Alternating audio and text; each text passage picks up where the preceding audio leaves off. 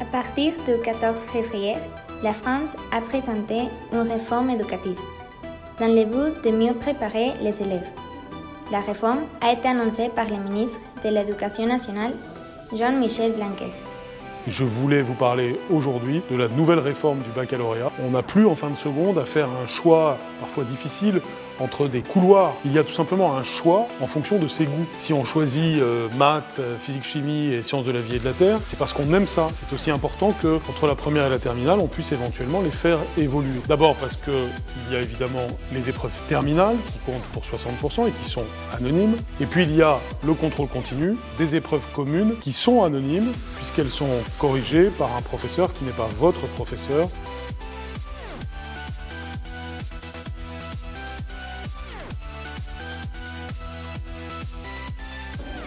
Il y avait trois types de baccalauréat. Le baccalauréat général, qui a été économique et social, dans lequel les 52% des personnes ont entré. Le baccalauréat technologique, qui a été des sciences et technologies industrielles, où les 20% ont entré. Et le baccalauréat professionnel, qui a été 80 spécialités différentes et 28% des personnes ont entré. Il y avait un examen national qui a compris 9 à 10 épreuves obligatoires, écrites et orales, et aussi des épreuves facultatives. En 2015, 703 500 candidats se sont présentés au baccalauréat. Et seulement 617 900 ont obtenu le diplôme. Et ça veut dire que c'est un taux de succès de 87%.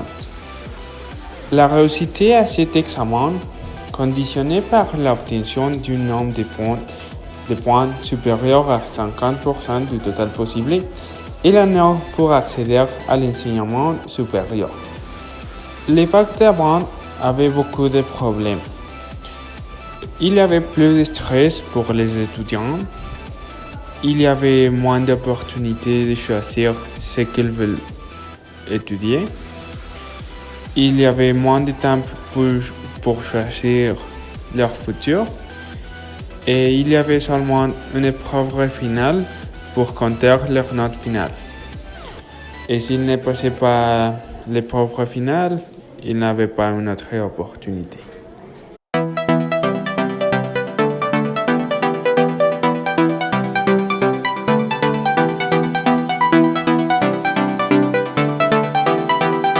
Nous allons voir trois changements révolutionnaires. En premier lieu, la fin des séries ES, S et L. Pour les bacs général, il n'y aura plus de séries L, S et S comme avant. En remplacement, tous les élèves vont avoir un tronc commun dans lequel ils vont étudier le français, la philosophie, l'histoire-géographie, le sport, une nouvelle discipline qui s'appelle humanité scientifique et numérique et d'autres sujets. Après, ils auront la possibilité de choisir en trois spécialités, comme physique, chimie, sciences économiques et sociales, humanité, littérature, philosophie, écologie, agronomie et territoire, art, sciences de la vie et de la terre, et beaucoup d'autres options très intéressantes. Les concepts des 4 épreuves finales.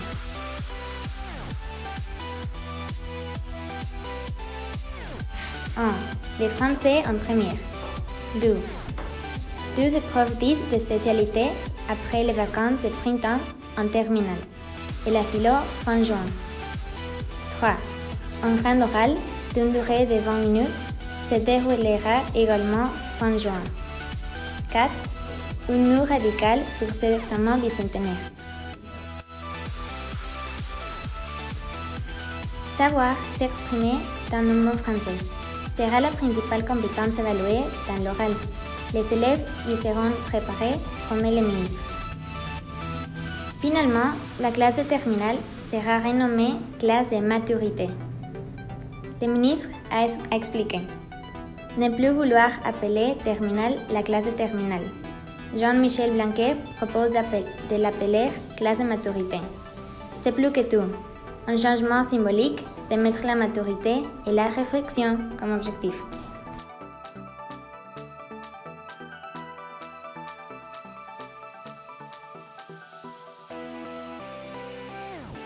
La France est le troisième pays d'accueil des étudiants étrangers dans le monde.